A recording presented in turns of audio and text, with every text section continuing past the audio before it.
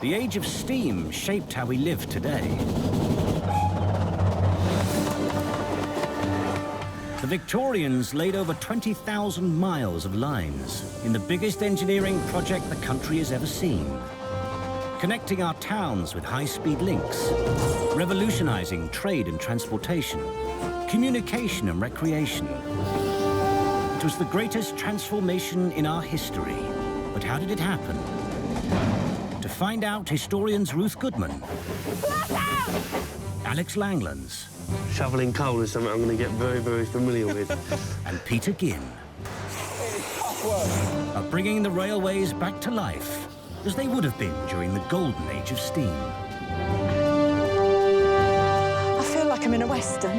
This is very definitely the best steam engine I've ever been on. Oh no! He's gaining on us! Crazy world. They will be helped by armies of enthusiasts who keep the age of steam alive. On Britain's 500 miles of preserved railway. This is the way to experience train travel, isn't it? It is. They'll follow in the footsteps of the world's finest engineers. These are the men that built Britain's railways. Those who ran it. This is brutal. This is savage industrialism. And those for who life would never be the same again. Internet, pah! It had nothing like the impact of the railways. This is the story of how the railways created modern Britain.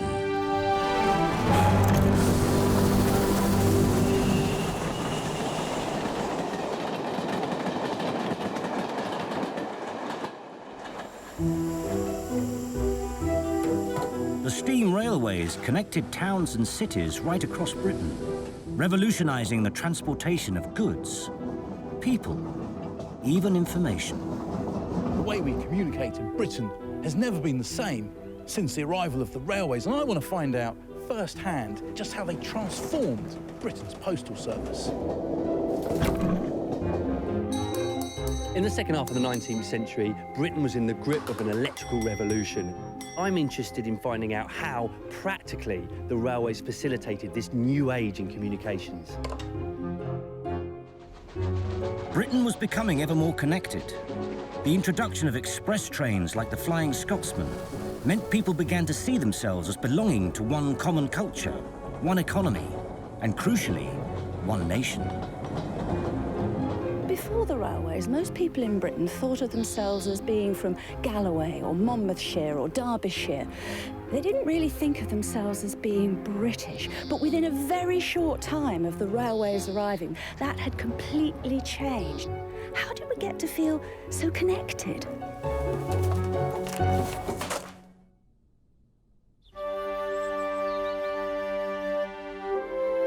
In 1800, the quickest way to send a letter was by horse-drawn mail coach, but it could take days to arrive. As the population became more literate, the volume of letters soared, so what was needed was a quicker, more efficient way of sending mail. In 1838, the introduction of mail trains provided a solution. Letters could now be conveyed in hours rather than days.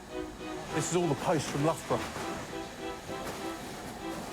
Nice little feature, a ramp down the stairs for sliding down the bags of post in this case, or indeed any luggage. I suspect it's every child's dream. Well, I've seen a sign saying, don't use it as a slide. At the Great Central Railway in Loughborough, Peter is bringing this postal service back to life, helped by a team of enthusiasts. Right, last bag.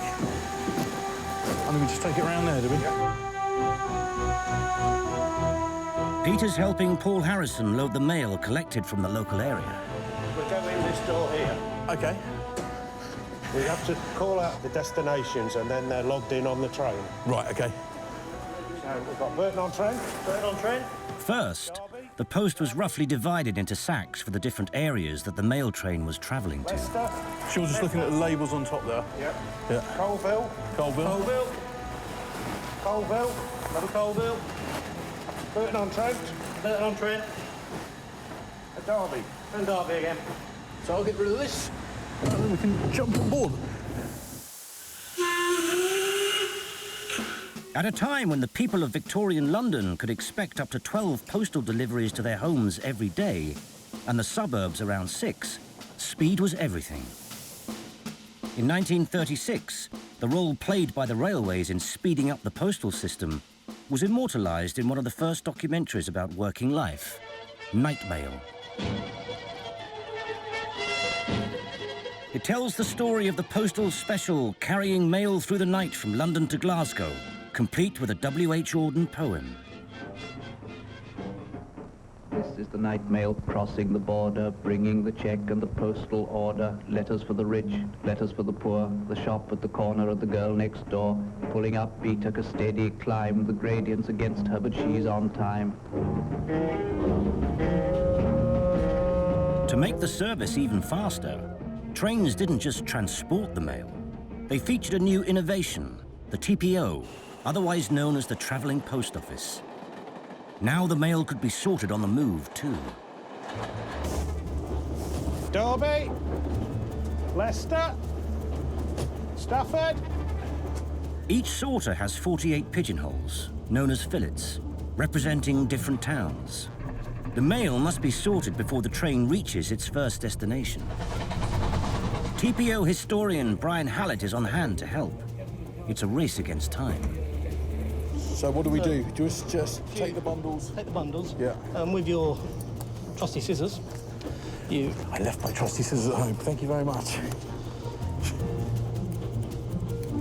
And am I going stamps in, stamps out? Does it matter? Normally you do stamps out. So I didn't actually read that. In its heyday, the TPO workers picked up, sorted and delivered 500 million letters a year. These men were key to the efficient running of the country, ensuring mail got delivered on time. I suppose you must have got quite fast at this. The TPO sorters were among the fastest sorters in Royal Mail. So they were known to sorting up to 3,000 letters an hour. Per person? Per person. 3,000 letters an hour. What's that? That's 300 every 6 minutes. One a second.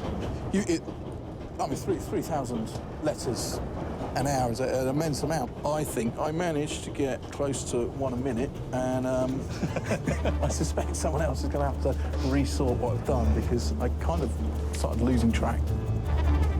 These were the postal elite. They were faster, harder working, and with the stamina to sort at speed against the clock. The people that worked on here, if you were doing the North East TPO and you were based in Newcastle, you'd travel down the first night on a passenger train and work back to Newcastle sorting that night. Yeah. The following night, you would work from Newcastle to London, sleep over in digs during the day, then you work the next night back to Newcastle. It must have been quite a tight-knit bunch of guys. Very much so. Can you imagine working with a bunch of people in the same coach for 5 nights of the week? You've got to get on. If you didn't get on, you didn't survive on the Travelling Post Office. Yeah. Despite working at speed on a constantly moving train, there was no room for error. And the sorters were responsible for making sure their fillets were empty when they finished sorting. Right. And the cleaners would actually go through after the shift. If they found any letters, they'd get a bonus. And that bonus would come out of the sorter's salary. So you want to make sure they're fully clear, otherwise the cleaner's taking home more money. Yeah. Once sorted, the letters for the first mail drop are tied into bundles. Tying up the letters, pull the string all the way down? You pull the string down and cut off the length you need. Yeah. So these now go in here.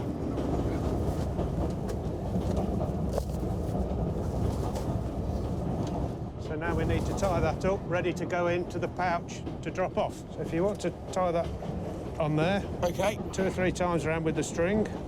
And these labels, this is the same as the bags we were loading on at the start, so that just tells you where it's going. That's right. So that's got its label on, so that's ready to go down into the pouch, ready to be dropped off. That's down there. going off quite soon, isn't it? Yep. Okay. Right, that's a lot. Take it away, Sandy boy. Righto, Hanson.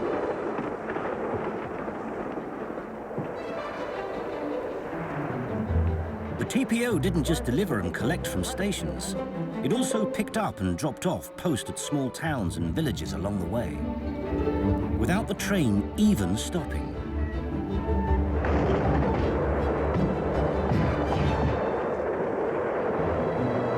The first use of this system was on the London-Birmingham Railway in 1838. Within 70 years, there were 245 in operation. So the first thing to do is get these flaps over, so you get a very neat package where nothing can come apart and you don't lose any of the mailbags. Final one. Imagine doing this all night long on a journey from Edinburgh to London. Okay, so this is a quite constant process. I'm just getting worn out doing this one. So there you have one mail pouch ready for dispatch. Next, the mail pouch is attached to an arm on the outside of the train. Just pull. Strong pull. Some workers were so terrified of doing this, they paid a colleague to hang the bags out for them. Feels quite weird. So you bring the bag to the edge. Back to the edge. Bring the arm in. That flap just closes to stop it falling off. You do find that they will come off, so we put a piece of string around it just as an extra safety, so we don't drop the bag before we should do. Because that would just be a nightmare, I suppose. If the bag falls off before the drop zone, you've got to... Oh, how do you find it? Well, the people who are on the ground have to walk back up the track and find all the letters. So this piece of string is actually quite an essential bit of kit. Yes, yes. Further down the line, Ruth is getting ready for the TPO's mail to arrive. Oh, I see. And that's it, locked in place to collect the bags.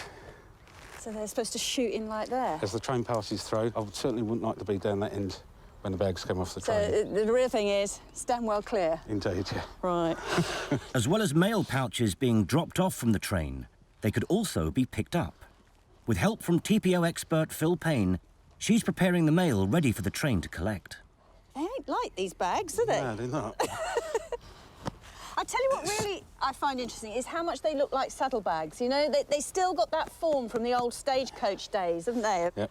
It's leather made, you know, by a saddler. You know, There's a lot of work goes into these. It's all hand-stitched. Yeah, There's at least there'd be no other way to do it, would there? 6 layers in that. So many of these older crafts, you know, carry on a life in the automated railways for donkey's years. You couldn't find anything else to replace that kind of quality of leather to do the job that it's about to do. I mean, like a train hitting that, it's going to need to take some punishment, so they stuck with leather. On the TPO, there's 3 minutes to go before the mail pickup. You've got the net, you push the top lever down, and then push the whole thing down in one smooth operation until it clicks in place at the bottom. You only do that once we've called board. Then, after you've done the exchange, the mail bags will come in, and we'll call net, and that's when you release it to bring the net back in. OK. And I can't practice this now, can I? There's no way you can practice it now. You only got one chance. Right. And that's as we are ready to do it, because we can only put the net out in the safe locations. So how many letters would be in one parcel like this? I should imagine anything up to about 1,000. Gosh. In weight, the bags will come about £60, £50 of post. So when the train hits it at full speed, they're doing around about 70, 80 mile an hour. OK. If it ever went wrong, you'd be picking up letters down the track for weeks. So, but that's that one done. Look at those up there. Yep. Quite a weight, so as you can see. Yep, get it. Up we go. The leather pouches are attached to a stand by a spring clip. It's not really a one-man job, is it? Definitely not, no. After word is received that the TPO is approaching from the nearby signalman, the bags are swung out, ready for collection. Yeah? Right, ready?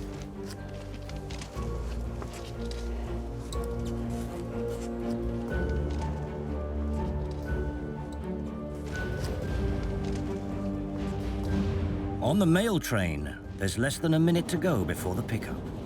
Peter is preparing to drop the net. And are we in quite a dangerous area here? We're in a very dangerous area, because this is the location where the pouches will come flying in once they hit the net. So the faster the train's going, the harder they come in. Yes, at 85 miles an hour, they could land anywhere from hitting the ceiling and onto the benches. The mail was picked up and dropped off simultaneously. On the postal special from London to Glasgow, these exchanges took place 34 times a night, so the crew had to know the route intimately. If the net is put out too early, it could hit a signal or a bridge. So the team looks for a trackside board, indicating the exchange apparatus is approaching. If you want to get to the net... So this is a lever? Yeah. And you're going to say... Well, one of my colleagues is going to shout board. All right now? No. You want 2 bridges and 45 beats. 1,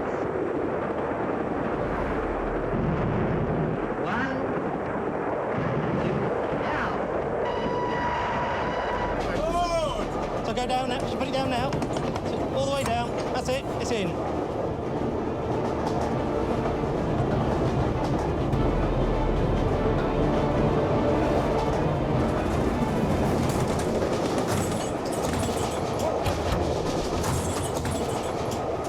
Okay, net. Well done. Okay. It's all right, we still got a net. Yes. Whoa! There you go. Yeah, I see what you mean about vigorous.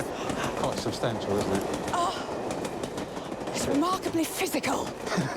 Something as light as a letter. My goodness, that was a flash, wasn't it? Yeah. All done very quickly.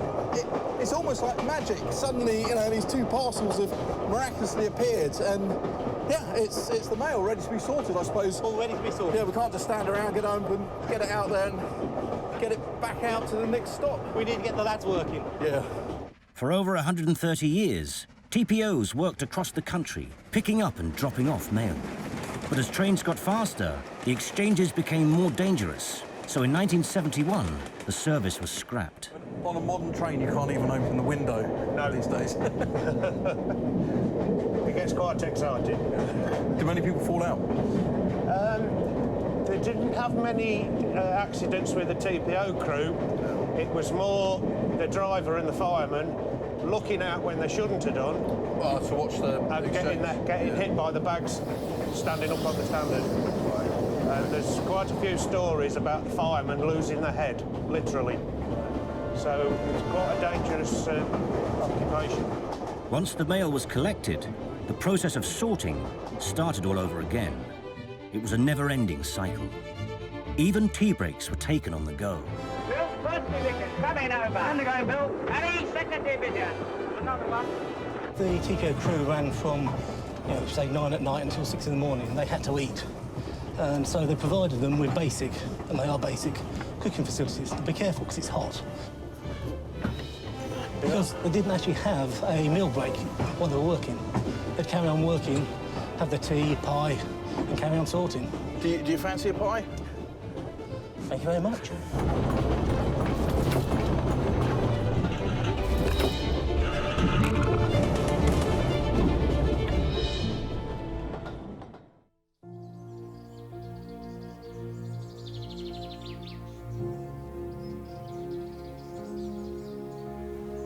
Before the railways, few people travelled beyond their local towns or villages, so felt little connection with other parts of the country.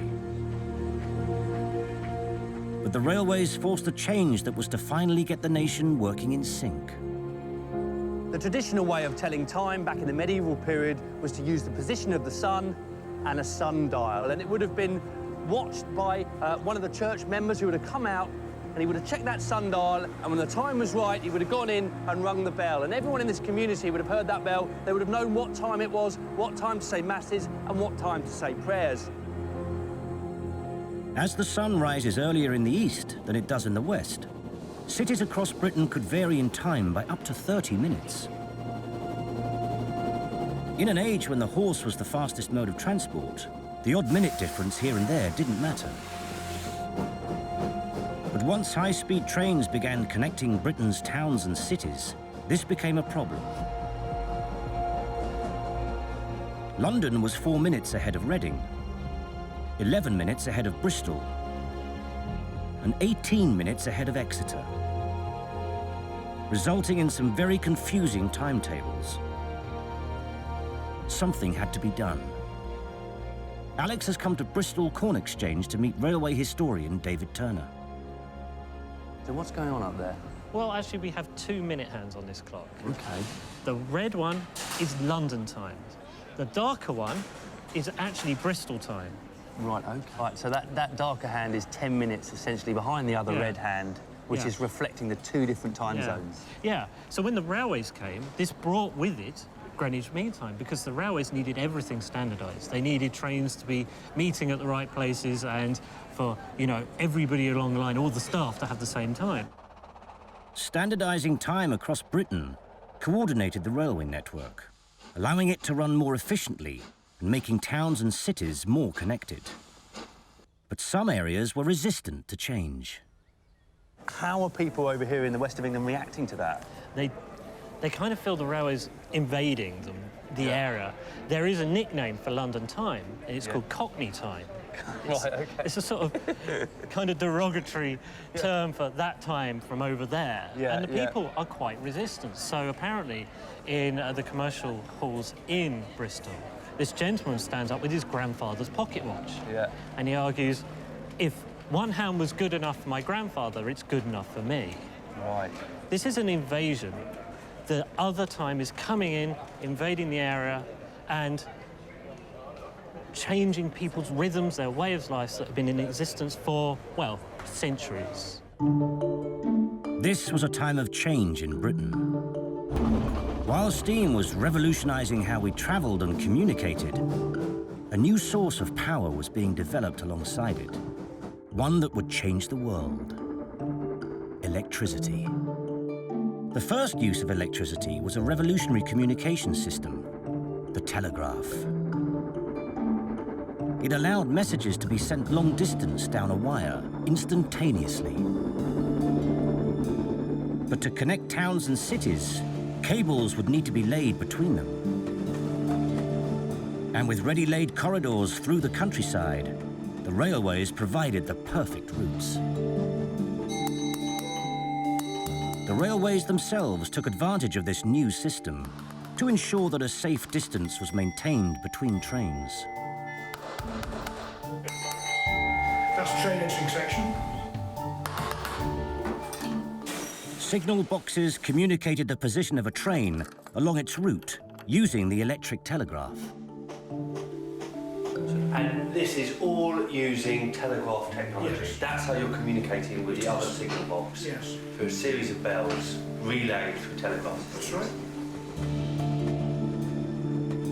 At Milton Keynes Museum, Bill Griffiths is showing Alex how to use the first commercial electric telegraph to send Peter a message. Developed by Cook and Wheatstone in the 1830s, it took some getting used to. Peter's going to be sat at the other end of the line waiting for a message. Can you show me how this thing works? Well, as you can see, you've got a range of letters there, and you actually have to point to the letters, and you do that by moving these handles in opposite directions. Right, okay. So you have to spell out every letter. Alex's telegraph machine is connected to Peter's by wires, and moving switches on one moves the needles on the other. Anticipation. Right, OK, so I'm going to send Peter a message. So M. So if I then go Y, my friend. There's no space bar, is there, here? No. Just watching these arrows, they both point to F. That makes an F. In an age before telephones, being able to send instant messages known as telegrams was revolutionary. But there were limitations. There's no U, and there's no C either. We're missing letters here. There are. And I used to worry about that. I thought, well, how on earth do you send messages when you've got some letters missing? C's quite important. A U's quite important. It's a vowel. We actually do it all the time, don't we? We send messages without certain letters, and we get used to it. Yeah. So if you left it, in most occasions, if you left a letter out of a word or misspelt it, and they had this problem, they did, then people would understand by the whole message. Are Roy receiving me? So obviously you had a couple of drinks. Are you receiving me? I think that is. OK, so let's see what comes through. I. B. E. I before. I before E. I before E. Oh, yes. I before E. Expect after C. Yes. Always keen to pick me up on my mistakes, Peter, isn't he? Well, tea on it. Soon, railways became the hub of communication, with telegraph offices to send and receive telegrams, for the public, for businesses, and even the police. While criminals could make their getaway on a train, the fastest mode of transport at the time, the long arm of the law could now get there even faster. It was the well-known murderer John Towell who was caught, and he thought he'd got away with it, got on the train, got away, and they were able to signal from Slough to Paddington. They couldn't telegraph his name, that wouldn't mean anything to him, but of course they were able to telegraph a description of what he looked like, and they recognised this cello, or they thought they did, getting off the train. So you got all the bobbies at the other end knowing what this guy looks like. That's right. And that's how they got him. And unprecedented. I mean, something we take for granted nowadays, because it's unprecedented back in that time. Yes, well, I think it was the beginning of making our whole lives much quicker, and that's a road that we've travelled on from then until now. So everything's got speedier. To start off with, it was just used as a sort of emergency service. I don't think it'd be used every day. But then, of course, business found out how useful that would be to get the information really quickly. Yeah. So that took off. Right. And then, of course, for news, Yep. and then spread to be used in more and more different ways. Every time I send an email, I should be thinking about this machine, because this is basically where it all began. Telegrams meant breaking news stories could be sent to newspaper companies in London's Fleet Street within minutes. The Victorian age saw a boom in newspaper sales, thanks to the railway network that distributed them. Printer Patrick Rowe is showing Peter how a newspaper proof would have been quickly assembled once news came through the telegraph system. So you're putting it in upside down? Yes, it's just easier to read from left to right the way you normally would. Right. The letters are all back to front so that when you ink them up and print them, they're the right way around. It wasn't just the railways that boosted circulation. In the 19th century, homes were increasingly being fitted with gas or even electric lighting, providing more time for reading. Is that rubber or metal? It's zinc, and the tones are produced by these dots. And the smaller the dot, the lighter the tone, and the larger the dot, the darker the tone. Yeah. It's like you're doing this with bits of Meccano. Sorry, what are these? So these are coins. These are the very old-fashioned type called Hempel coins, where you can see what's going on, the two wedges. Yeah. And as you turn the key, makes the wedges take up more space. Yeah. So it compresses. So it locks everything the into type place. and locks it all up nice and firm. So we put the type in. So we'll have to ink it up and proof it. Before the railways, newspapers had been a luxury item. The Times cost 5 pence, a third of the daily wage of a station porter. But when the Daily Telegraph dropped its price to a penny in 1856, other papers soon followed suit.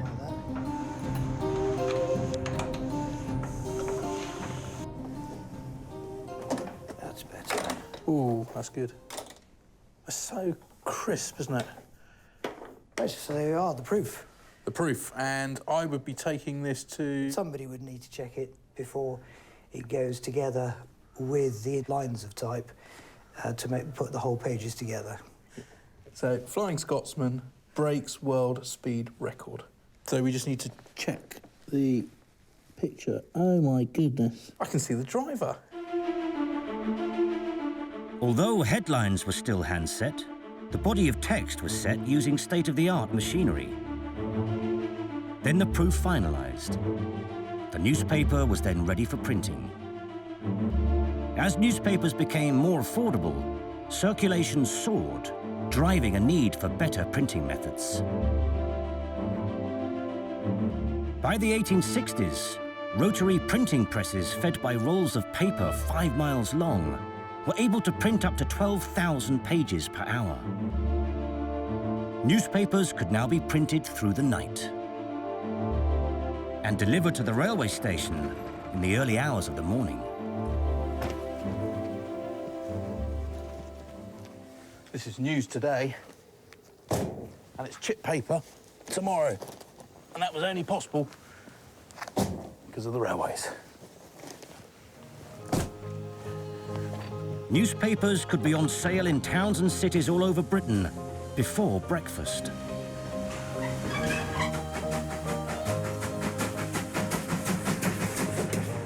For the first time, it was possible to wake up to national news, hot off the press.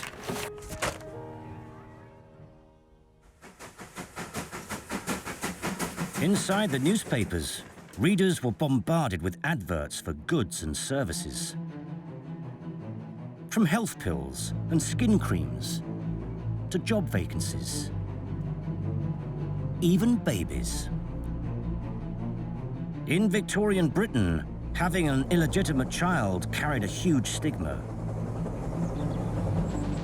But amongst the classifieds were adverts purporting to solve an unmarried mother's problem. At a time before adoption and fostering laws, it was perfectly legal to hand your child over to whoever you wanted, even a complete stranger. Social historian Dr. Meg Arno has spent years researching these adverts.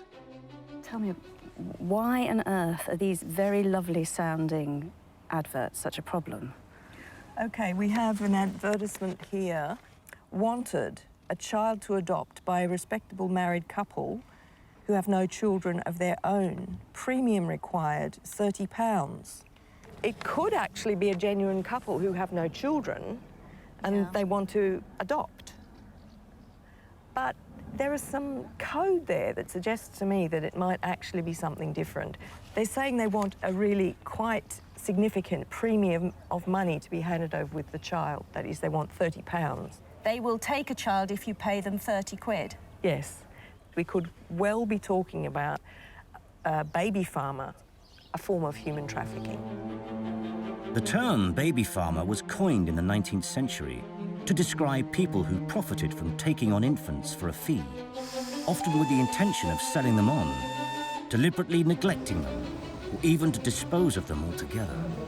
The railways made it possible for unmarried mothers to travel far away from the people they knew and hand over their child on a station platform, all the while remaining entirely anonymous. The very last baby farmer to hang in Britain was Rhoda Willis, who died in Wales in August 1907. So Rhoda Willis advertised for a child to adopt, and someone very quickly answered her ad with a newborn baby, which she picked up at a railway station along with £8. Right. And then she caught the train back to her lodgings in Cardiff, and then her landlady found the body in her room. And she also confessed to actually killing the child on the train. Gosh, before she even got home. Before she even got home. And I have come across other cases where there are allegations that these infants were killed on trains. Right. So another, you know, So the darkest element at the of worst this. end of it, Yeah. it's an utterly cynical, murdering trade. What was most important to a woman with an illegitimate child who she was trying to get rid of was that it was kept secret, because her reputation was shredded by having an illegitimate child. And the railways provided that secret Somewhere environment. for nefarious activities of Yeah. almost any sort, really. Yeah. A new place, rather crime. paradoxically. Yes.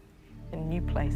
It's no different, is it, from the internet? The internet is an amazing thing, and this new flow of information and communication across the world, but part of the information that flows is criminal. Is criminal.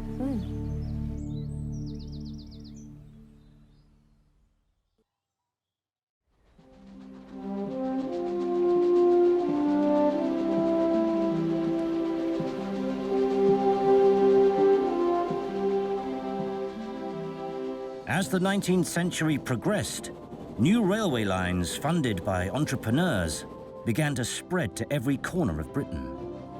Initially, there was little coordination in building these new routes, but gradually they began to be linked up, making long-distance rail travel possible. Linking Scotland and England were two competing routes, the West Coast Line and the most celebrated, the East Coast Line.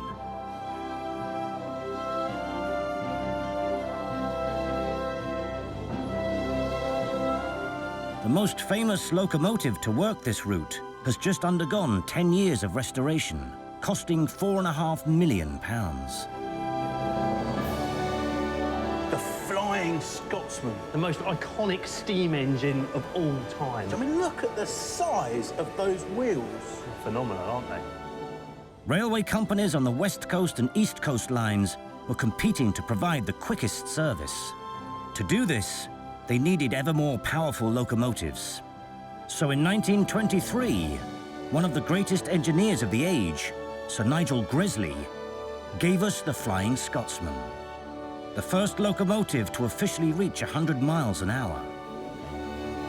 The journey from London to Edinburgh had taken 10.5 hours.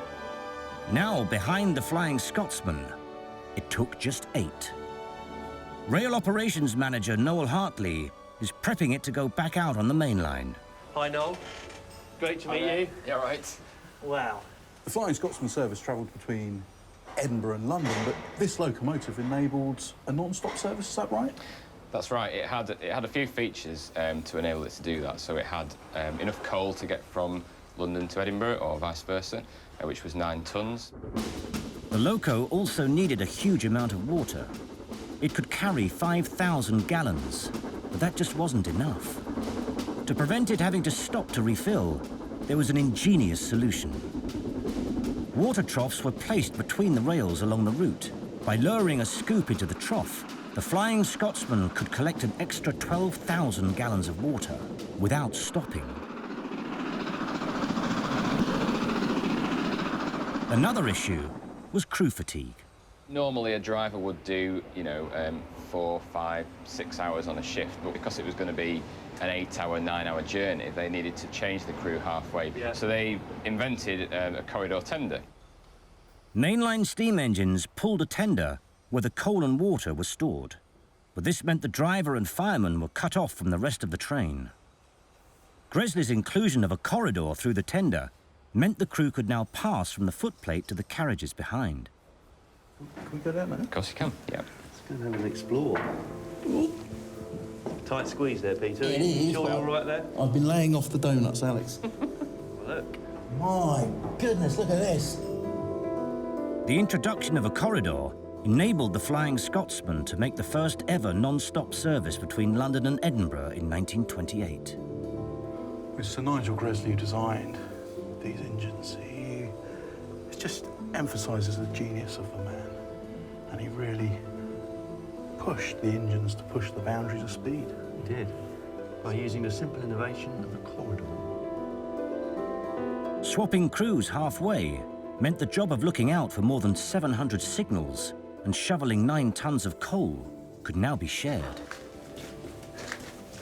So we're getting to see parts of the Flying Scotsman that other enthusiasts can't reach. Wow. There's one other innovation that made the Flying Scotsman once the world's fastest locomotive. But to get to it, you have to go under the engine. And what you need to do is find something to hold on to and haul yourself up between the frames. Don't break anything. I'll try not to. Including yourself. Steam engines conventionally had 2 cylinders, but Gresley's Flying Scotsman had 3 cylinders, enabling it to run more smoothly with greater power. There we go. All raining oil. And then you basically pull it open. Oh. Whoa. It's quite a bit, isn't it? This is obviously one of the dirtiest jobs that you have to do on a steam engine, cleaning out the smoke box. There's a dirty job that needs doing, Noel. Yeah. Peter's your man.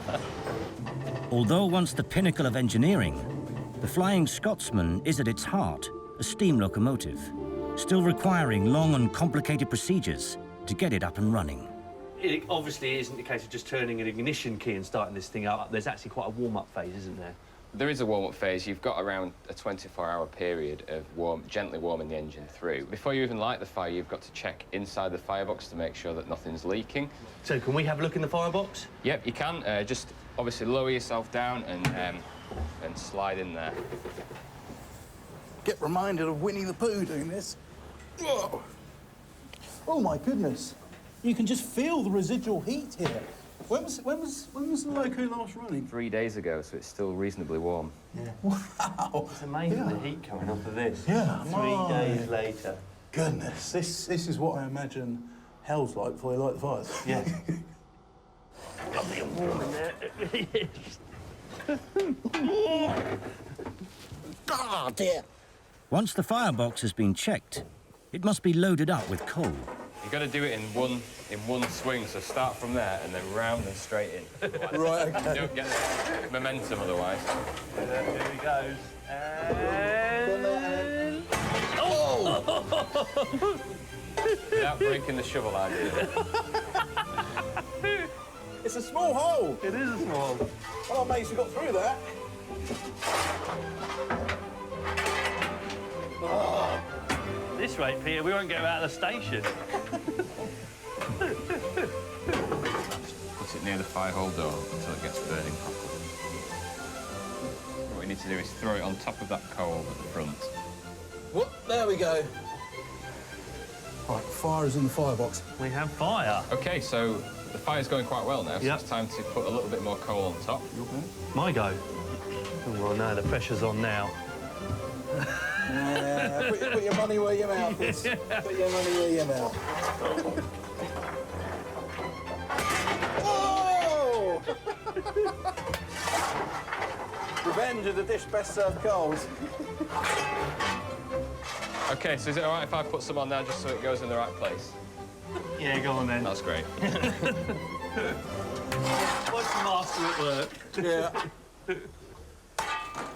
You can see why, in order to graduate into a mainline loco, you had to work your way up. You had to work your way through the shunting, the branch lines, the whole shebang. Well, all of the oiling as well, you know, knowing all of the component parts so that you're prepared and trained to take on a piece of technology which is effectively the Concorde of its age.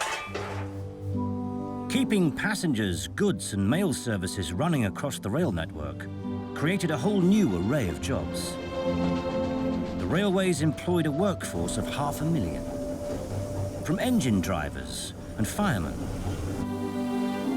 engineering crews, boilermakers, through to guards, signalmen and porters. But none of the trains could run if it wasn't for this one job.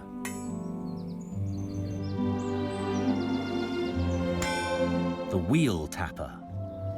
There is a ring there, isn't there? OK. It was the job of the wheel tapper to check the wheels before each journey. In the case of the Flying Scotsman and its carriages, it would mean tapping over 120 wheels. A cracked wheel, like a cracked bell, does not sound the same as one in good working order. They do not ring true. That one rings quite nicely. Nice, isn't it? That's ringing like a bell, really. You can hear it echoing down the rail. That's right. This one. Well, that's not so good, is it? No, it's not quite so... doesn't ring quite like the other one. But I don't think you would see the crack. Well, unless it was really obvious. But, right. So, you know, so it might be just a hairline crack somewhere. So that is the point of the tapping, then, is to find things that you couldn't see with the naked eye? Yeah. But the old wheel tappers, they'd be tuned to that. They'd know exactly how far they could go. If that's what you're doing, because, I mean, that was an entire job, wasn't it, wheel tapping? Oh, that's all they did, yeah. Rob Stinchcombe is showing Ruth how defects were recorded on a form and clipped onto the wagon. If it was a serious fault, they'd put a red card in it, which means it's totally out of use. Out of traffic. If a faulty wheel caused the train to break down or derail, the network could come to a standstill, delaying goods, passengers and mail. So damaged wheels had to be sent to the workshop for repair. Wheels such as those on the Flying Scotsman are composed of a wheel pan and a separate steel tyre. It meant that if the tyre cracked or wore out, the whole wheel wouldn't need replacing. At the South Devon Railway Workshop, Ruth is helping engineer Richard Elliott fit a new tyre to a train wheel. First, the tyre is heated to make it expand. This is the tyre itself. That's the steel band, that's the tyre itself. That's the tyre itself. And this is just a fire all the way around it. Yeah. A gas fire in this Basically, case. you've got about the same as your cooker or grill. Oh my goodness, yeah. So, yeah, just a series of flames. So all you're doing is warming her to about 220 degrees. Right. Gas mark 8 for you. Gas mark 8. For about 25 minutes. How do you know when it's cooked enough? Well, basically, she'll go a nice golden colour all over. Right. And the modern technology gives us things called temple sticks, which are basically waxes that melt at specific temperatures. The other method of doing it, more Victorian for you, was basically to spit on it. So will it do any harm if I try the spit? It won't try it. Yeah, give it a go. See if you can. See how hot it is. Oh, I missed. God, my spitting is rubbish. We'll be getting you a glass of water. I'm hopeless. If you try. Oh, you're much better at it. See, Oh, look there at goes. that bubble jump. See the bubble jumps? Yeah, right. So we're after a little bit hotter So yet. we're not quite there We're not yet. quite there. Although some modern elements have been introduced, the method is exactly as it would have been in the age of steam. So obviously our crayon is saying we're hot enough. Right. And if we can spit on it, it's rather dry because it's a bit warm. So it just hits and forms into a ball and skids around on it. So we're probably about hot enough. Okey-doke. So let's go for it. Let's switch her off and fit her in. Once the tyre is expanded, the wheel pan is inserted. The tyre must fit within 1/1000th of an inch of the wheel diameter. Jeepers, this is so accurate. The tyre is pressed, and as it cools, it shrinks onto the wheel pan. Excellent. It's on. It's on. It's one down. Hold on. That was really exciting. Thank you. Well I know done. you made it look so calm and professional, but I find that pretty exciting, actually. It's good, that. It's good, that. Right, cup of tea. Railway special. In the days of steam, the bigger the driving wheels, the faster the loco could go. On small locomotives, the wheels are around 3 feet in diameter. But the Flying Scotsman's wheels are more than double this size. It was a locomotive built for speed, a racehorse of the locomotive world. With the loco now in full steam, it's ready to recreate the legendary route connecting London and Edinburgh. Don't make them like they used to, do they? No, look at this. The amethyst. It's actually named. Travelling in style, isn't it? Are we here? Are we on here? In here? Good stuff.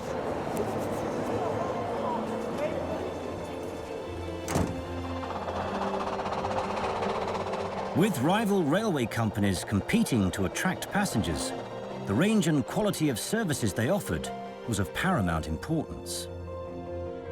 Head steward Kieran Flynn is training Alex in the exacting standards expected by first-class passengers back in the 1930s. Do we know when this started then, serving food on trains? The first meal served on a train was 1878. Right. And the papers at the time reported that the food was all lovely and that even though the train was travelling at 60 miles an hour and the brakes were applied, nothing was spilt, nothing was broken. Right, okay. So they were quite impressed by that at the time. So I've got quite a lot to live up to today. I got a feeling that's not going to be the situation for me today. Kieran is showing Alex how to lay a table for a 5-course dinner. Our main plate here. Yep, that's right. Our salad plate goes on top here. Yep. Okay, and our side plate there. That's correct. To the left. Okay. Now cutlery.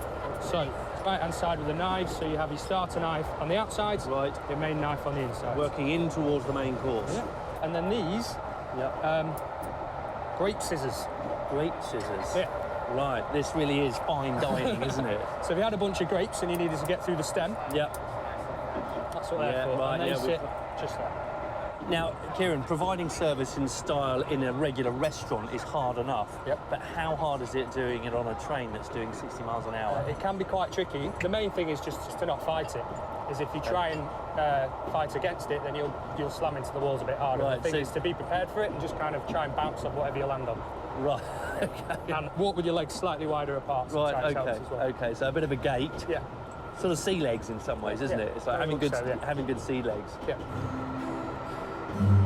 In the 1920s and 30s, the Flying Scotsman was the pride of the nation. First-class passengers were expected to dress smartly. Even Peters made an effort. Peter! Oh my goodness. White. Yep. On a railway powered by steam. Powered by steam. How long are you going to stay white? Long enough, because it's only for dining. I'm not intending to go up there and shovel it. Not particularly happy, Ruth. Word on the grapevine, we've got a trainee waiter. I've got my sea legs, my gait, watching where I'm going. To serve food on a swaying train without spilling it, waiters were blindfolded and trained to walk along a white line on the carriage floor as the train speeded along.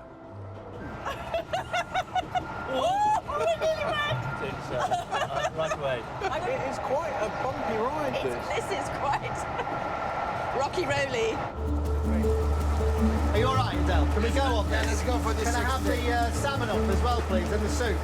You got we're into a station in 15 minutes. I need to have these customers fed.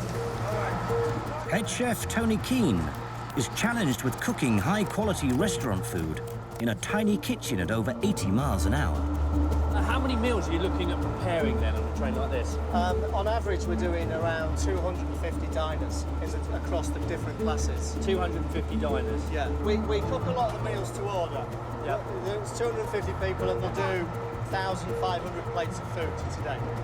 Individual plates of food, which all have to be washed by hand by my guys down there. On the other side of the wall, there's a hot wash, the water's fluxed all over the place. Yeah. The crockery gets broken. I just buy some. With space limited, early Victorian dining cars had an open-air veranda at the kitchen end, which was used for jobs like peeling potatoes. Inside, the food was cooked on an open fire. You're cooking on gas, though. I mean, imagine what it would have been like cooking on coke. I can't imagine. The soot, the mess. Respect goes out to those guys. We have operational issues along those lines, but not as hardcore as it would have been done in the past. Yeah. It would have been a proper workhouse in those days. Yeah.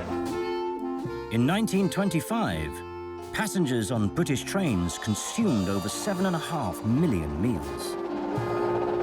On long-distance journeys, there were up to 3 sittings. Tables could be reserved by telegram. Wow. This looks good.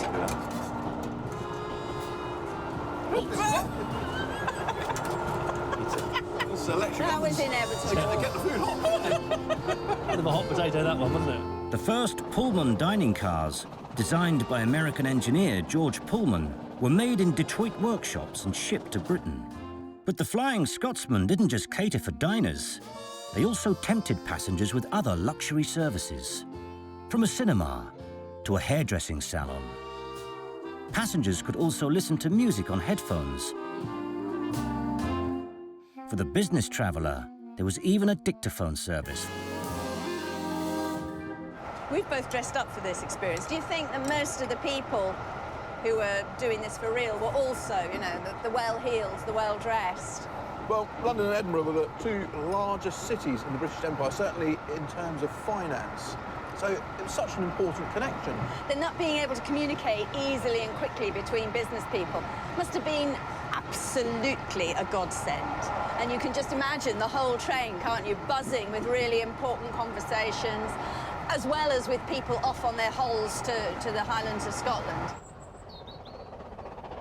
The Flying Scotsman is crossing the Royal Border Bridge, the gateway to Scotland. But in the restaurant car, there's a crisis. The kitchen is running low on salmon. Modern trains have the ability to call ahead to the next station to stock up on supplies. But not in the age of steam. We're down to our last couple of salmon. And there was no way of communicating from the Flying Scotsman, or indeed any train, in the period. So if you wanted to get some more salmon and potatoes, or indeed if something had gone wrong on the train and you needed to get a message out, you had to write it down, rip off the note, and then if you had your handy potato, you could make an incision in the side, fold it up, slip it in, and as you pass a signal box, throw it out. That potato's gone to the signal box. That signal box will telegraph forward, and when we reach our next stop, our supplies will be waiting for us.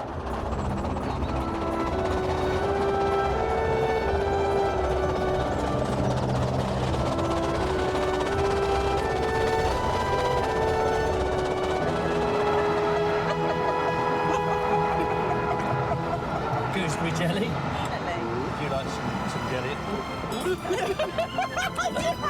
I knew you would. I'm totally sorry, sir. I'm totally sorry. I'll just go in there and get some cream.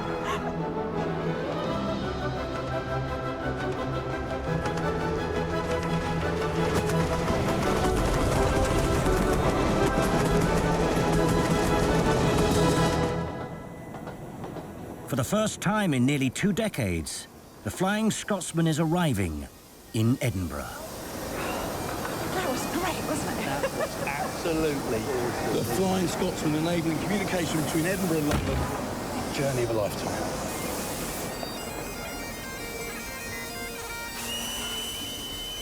Wow, we have just gone from London to Edinburgh on the Flying Scotsman. This linking up of Britain at such speed, you know, you start to sort of really get that sense, don't you, for being one country. It's the sort of galvanising of a nation that the railways afford us, isn't it? Not just through the ability to travel at great speed, but also through things like the telegraph as well, those technological developments. If you don't have the telegraph, you don't have instantaneous messaging, therefore you don't have news, so to speak. Yeah. And then you get the transportation of all that news out from the big publishers to every corner of the country. And then you can write to people about the news you've read, Yeah. and that goes on the mail.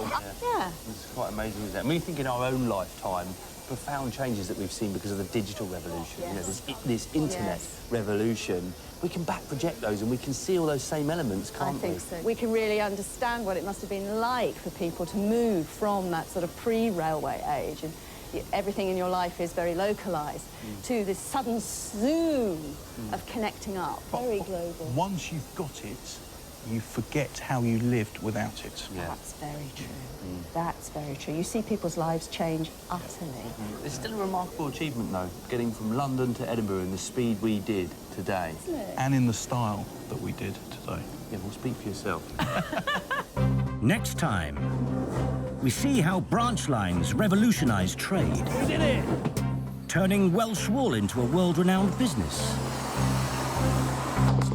putting Scotch whisky on the map, This is a bit like being on a pogo stick in a sauna. and making Devon Britain's biggest producer of milk.